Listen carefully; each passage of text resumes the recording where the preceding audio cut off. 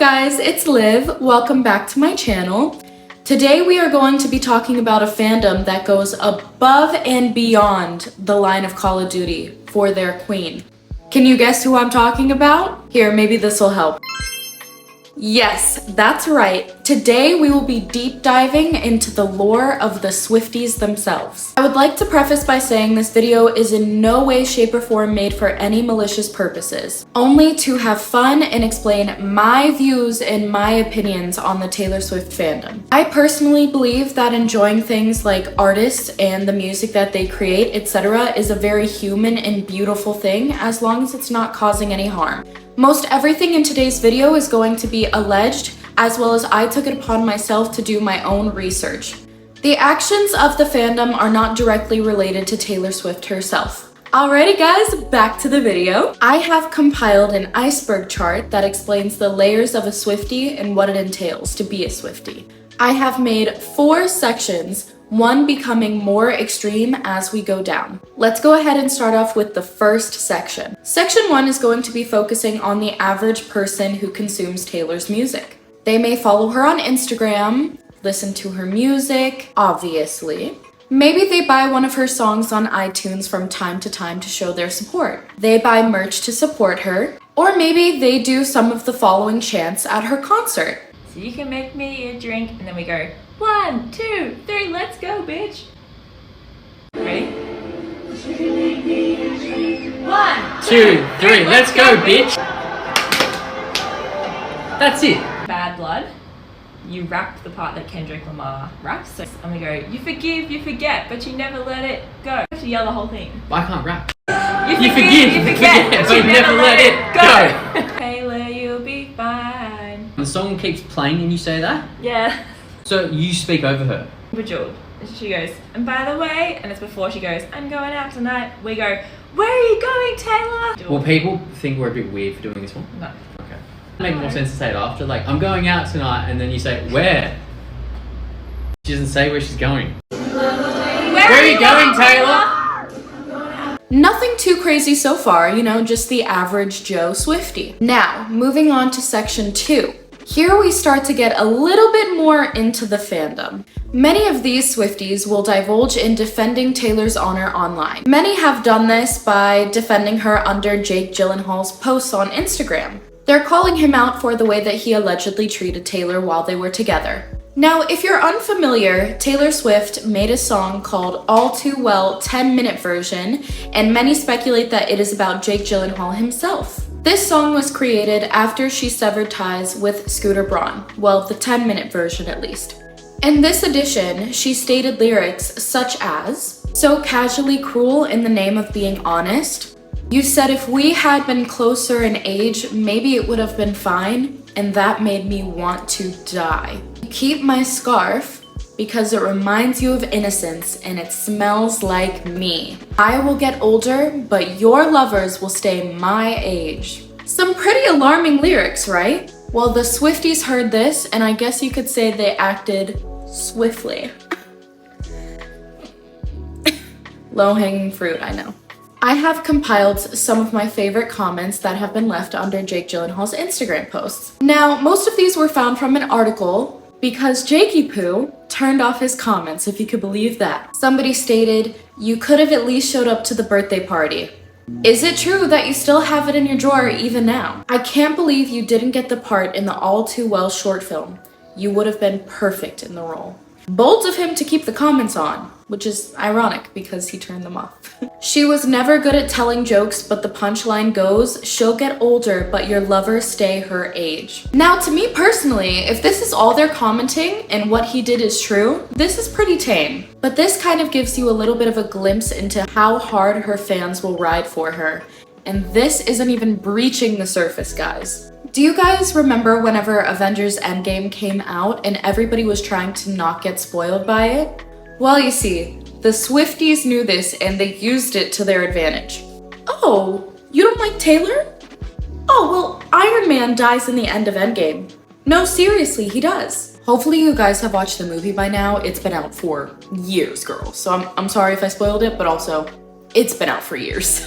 Them saying this is kind of fucked, but it's pretty funny. It's kind of funny. Now, one of the funniest moments that I have been able to find on a Swiftie, in my personal opinion, is when the girl went to go and buy merch for her and her daughter, I believe, and she showed up with a blanket over her head and sunglasses over her eyes, and a reporter actually showed up and they got this.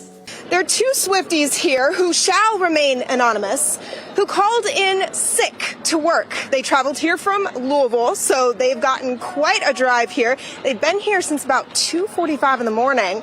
So, can you tell me what Taylor Swift means to you? She must mean a lot to you because you're here and you've called in sick. That is very true.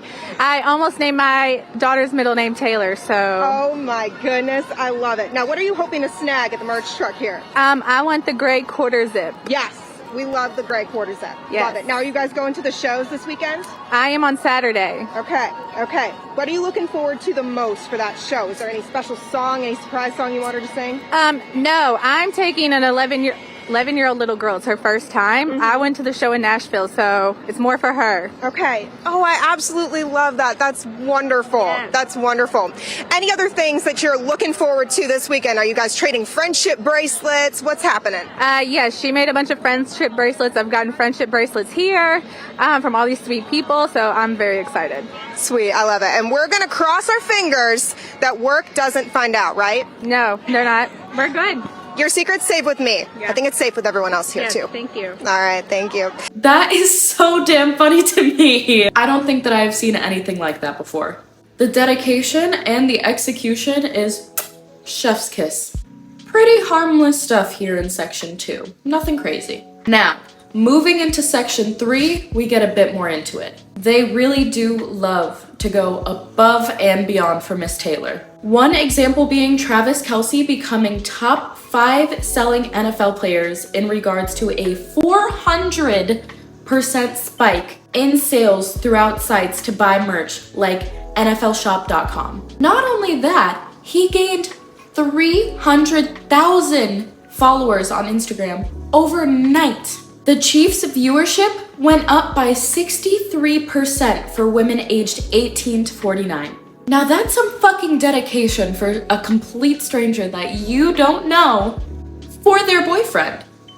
And the Swifties have a very big hand in things, not just in regards to Travis Kelce. It is very important to Taylor that you get out there and you vote. And vote they did. More than 35,000 people registered to vote after viewing her post telling people to vote. She linked a website to her post, and the website reported engagement of 23% jump since Taylor posted the link. Me personally, I feel like this is an amazing way to use your platform and influence your followers. It's also doing it in such a positive way, so I think this is a win. Now, that's not to say that I agree with all things Taylor Swift. For example, the jet-sized elephant in the room with us. No one person should be able to emit that much pollutant into the air. Many celebrities are guilty of it, and it is a very big no-no. And lastly, for section 3, I would like to talk about how much money the Swifties were spending on Eras Tour tickets. A fan of Taylor's was able to sell her Eras Tour ticket for $20,000. That is actually insane. I can't even imagine spending $20,000 on a ticket. I could never. That's house money. That's car money. That's school money. That to me is dedication unlike anything I've ever seen before. I've never even seen that much money, and people are spending it on concerts. That's crazy. Now it does not stop here. Things get the craziest in this last section. Section 4. There was a park bench that was reportedly dedicated to Taylor Swift, and fans waited hours in line just to sit on the bench for a few moments. Could you imagine waiting in line for hours just to sit on a bench that was dedicated to somebody you like? Love, even, for them. I'm sorry, but the only way I'm doing something like that is if I'm sitting on the bench right next to The Weeknd. He better be there. Not just dedicated, baby. I better be able to sit right next to this man. Now this one is even crazier. And I know I keep saying that, but it genuinely gets crazier as we go down the list. It's insane. Someone reportedly sold their contacts for $10,000 that they wore to the Eras Tour. You heard me right. That is $10,000 for contacts, used contacts. I have never even held that much money in my hand. I've never had that much money in the bank. And people are making that off of fucking contacts. The only way that I am paying $10,000 for some goddamn contacts is if I can put them in my eyes and see the Eras Tour myself. They better be some like hyper VR contacts or some shit. That is just so bizarre to me. I don't even want to touch on the fact that it's just unsanitary and gross. I think you guys already know that. Another thing that Swifties allegedly dabbled in was credit card fraud. Now, I love The Weeknd, but I am not committing credit card fraud to support him. I'm going to hopefully assume that it was amongst the younger generation because I find it very hard to believe that there are grown adults out here committing credit card fraud to support Taylor Swift. But clearly we are being surprised all throughout this video, guys. Now, to cap off the iceberg, a Swiftie allegedly sent horse shit to Scooter Braun. Yes, you heard me right. Horse shit. Now, who is Scooter Braun? Scooter Braun has worked as a manager for many celebrities, some including Justin Bieber, Demi Lovato, Ariana Grande, and, of course, Taylor Swift. Now, here's the entire reason why Taylor started making Taylor's version. Now, rumor has it that things were not managed well by Scooter Braun. At all. It is believed that many unfair things happened to many celebrities while under his management. And this happened to a celebrity, Taylor, and she decided to sever ties with Scooter because of this. And during the process of severing ties with Scooter Braun, she lost all of the rights to the music that she has created. So who's making money off of this music? Scooter Braun. This is why she has taken albums such as Red, and she is reproducing them and bringing them back as Taylor's version. And because of this, some random Swiftie sent this man fecal matter. Now, Scooter is notoriously a shitty man, but now he's a shitty man, you know? He's got shit on his doorstep. Horse shit. Now, I would never condone sending shit to a man's house. Ever.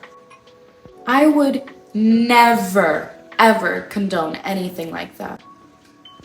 Now, I know that this video doesn't really deep dive into the Swiftie lore, but hopefully I was able to do it some justice today. I hope you guys enjoyed watching as much as I enjoyed prepping and filming for this video and editing it for you guys to see.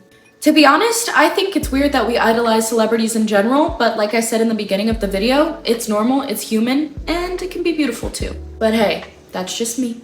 It is all love to the Swifties over here. Thank you guys so much for watching. I really do appreciate it more than anything. I appreciate it so much. I can't wait to see you guys in the next one, and bye! Can you come back to me? 'Cause I was